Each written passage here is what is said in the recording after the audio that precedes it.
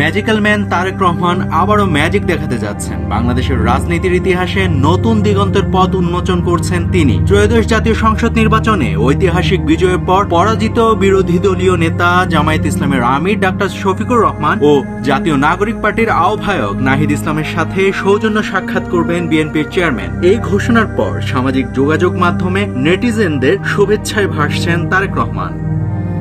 বিএনপির media wing এর সদস্য শামসুদ্দিন দিদার জানিয়েছেন, বাংলাদেশের ইতিবাচক ধারার রাজনীতি রোববার থেকে শুরু হতে যাচ্ছে। তারই অংশ হিসেবে এদিন সন্ধ্যা 7টায় ঢাকার বসুন্ধরা আবাসিক এলাকায় জামায়াতের আমির শফিকুর রহমানের বাসায় যাবেন বিএনপির চেয়ারম্যান তারেক রহমান। এরপর রাত 8টার দিকে তিনি বাড্ডায় এনসিপির আহ্বায়ক নাহিদ ইসলামের বাসায় যাবেন।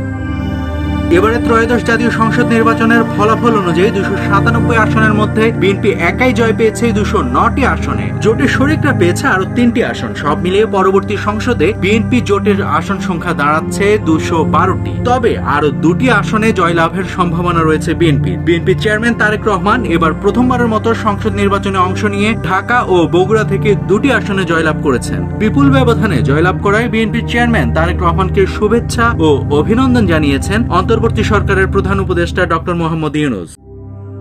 এদিকে জানা গেছে কি কারণে বিরোধী দলীয় নেতাদের সাথে দেখা করতে যাচ্ছেন বিএনপির চেয়ারপারসন। ত্রয়োদশ জাতীয় সংসদ নির্বাচনে বিজয়ের পর বাংলাদেশে ইতিবাচক ধারার রাজনীতি ফিরিয়ে আনতে আজ সন্ধ্যায় তিনি এই সৌজন্য সাক্ষাৎ করছেন জামায়াতের আমির ও এনসিপির আহ্বায়কের সাথে। নাভিদ হাসান, সোনালী নিউজ।